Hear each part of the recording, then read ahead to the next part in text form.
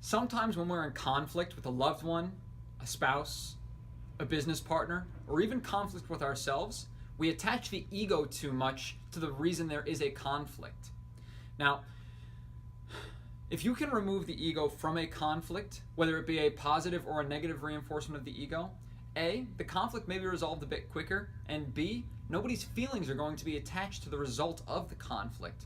Now, there's a nice little quote that goes along with this that says, if it does not defend you, do not feel obligated to defend it.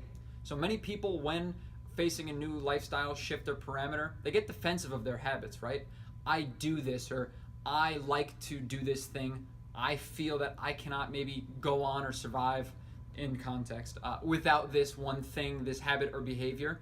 And to an extent, it becomes so much so that there's a misperception that this is just an external quality that does not necessarily contribute to your overall livelihood in that 24-hour per day scheme.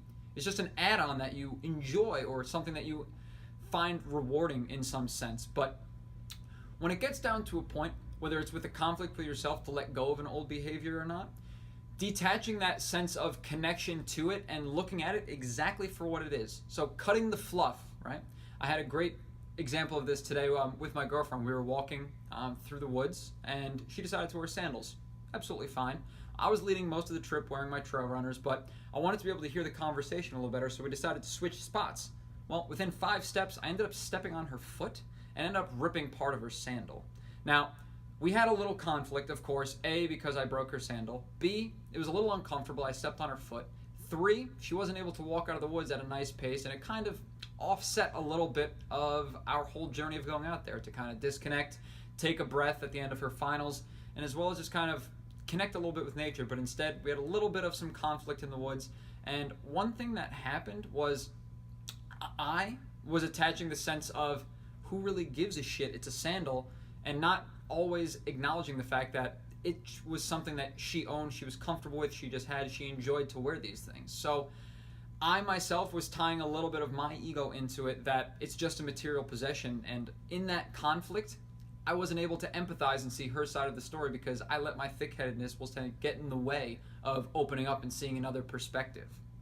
So with that being said, when you're in a conflict, whether it be with a conflict with yourself or, like the example I had, a conflict with a loved one or a spouse, taking away that connection of self to that external variable that could be the root of that issue or cause is a really great way to just cut the fluff and boil down to what the matter and the issue is and resolve that, instead of trying to resolve whatever sparked the conflict that came into the scenario in the first place.